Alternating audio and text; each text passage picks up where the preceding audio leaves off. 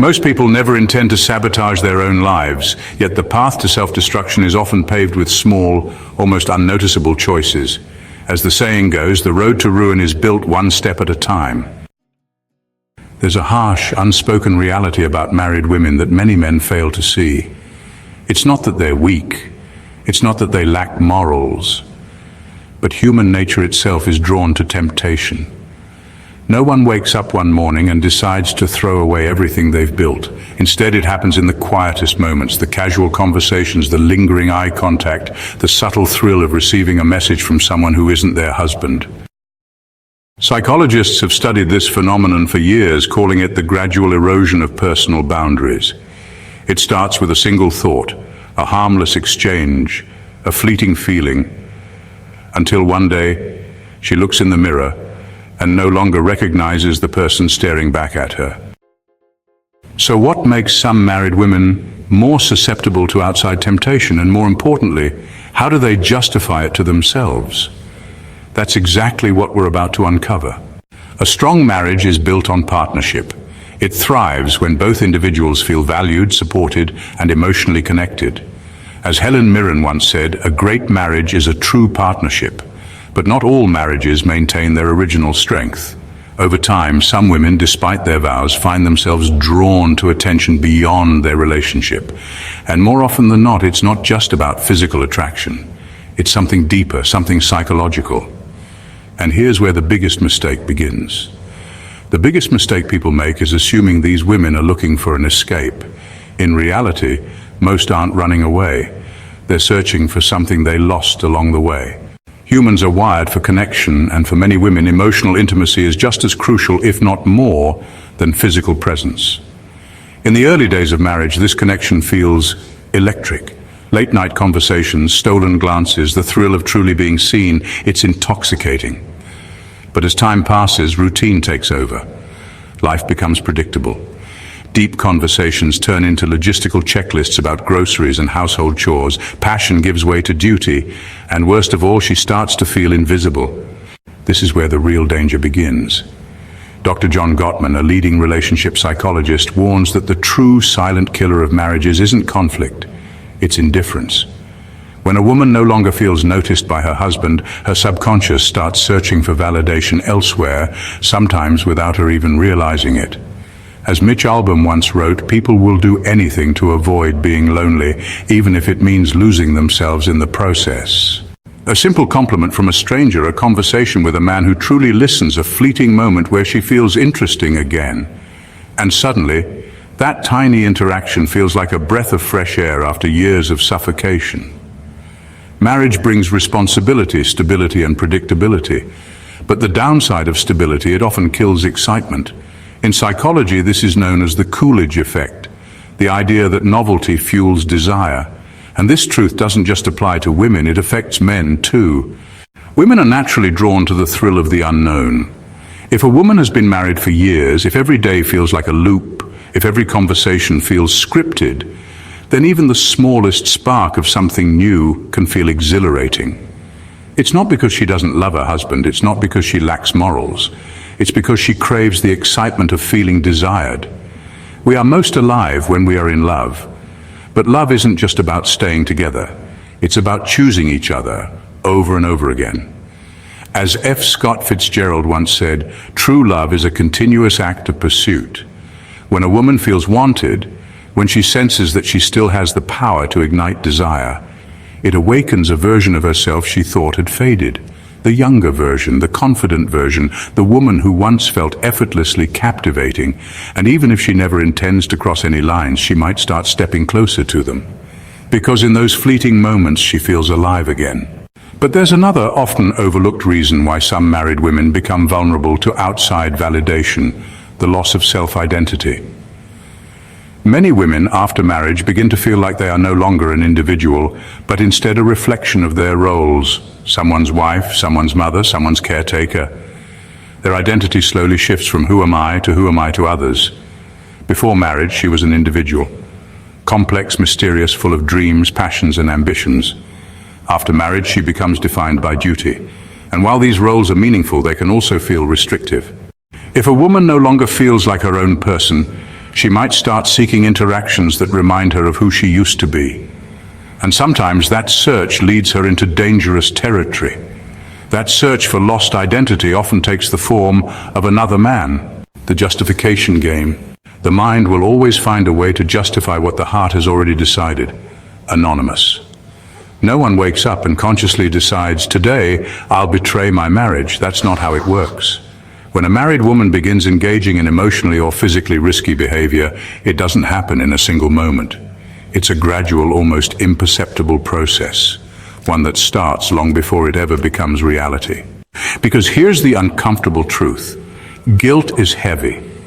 And if someone can convince themselves that what they're doing isn't really wrong, they don't have to carry that weight. So how does this happen? How do married women rationalize stepping over the line? At first, everything feels innocent. It's just a little attention. What's the harm? I'm just talking to him. There's nothing wrong with that.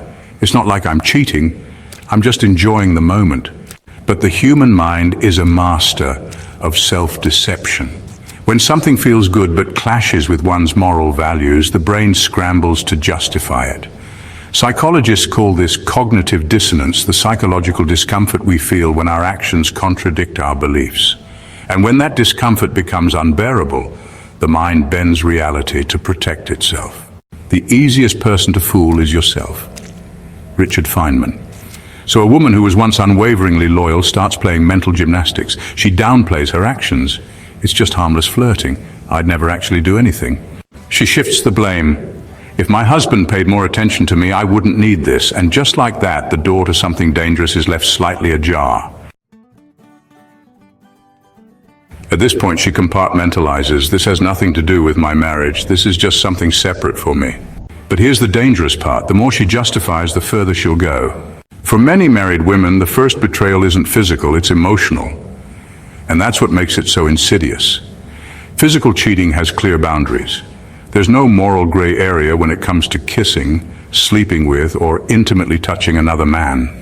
But an emotional affair, that's where the lines blur. Late night texts, conversations that go deeper than they should, sharing personal struggles with someone other than her husband. At first, she reassures herself, it's just emotional. There's no harm in talking. But emotional intimacy is powerful.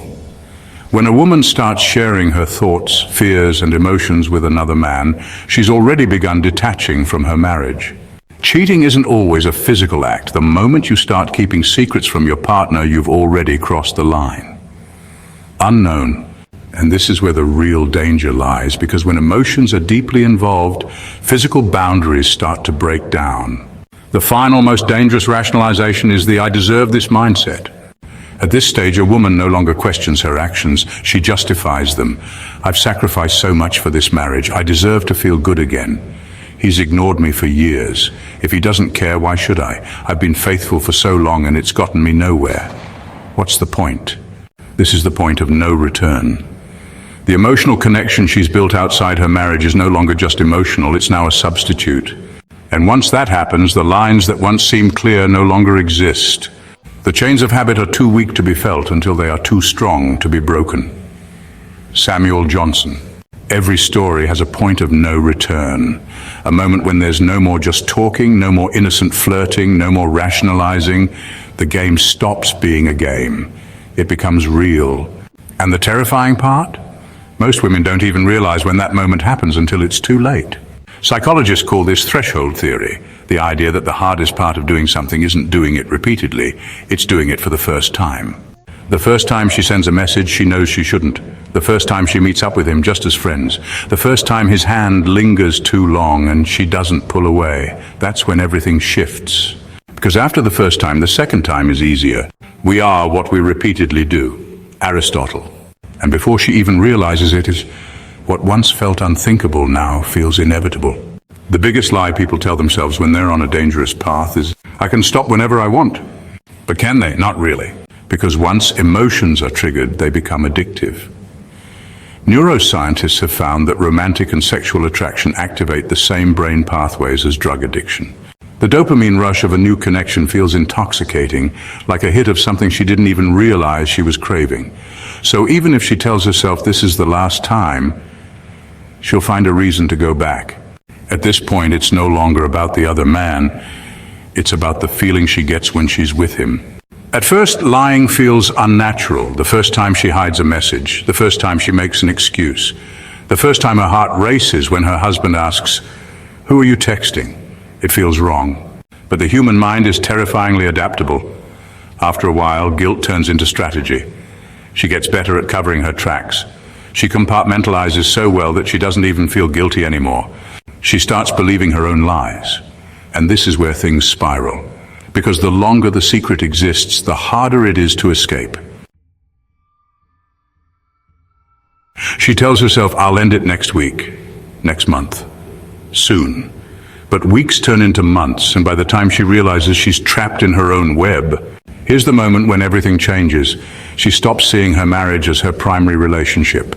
Her husband becomes the other man. The real connection, the real emotions, the real relationship isn't at home anymore. And once she reaches this point, there's almost no turning back. The final truth. At this stage, even if she hasn't physically crossed the line, her heart already belongs to someone else.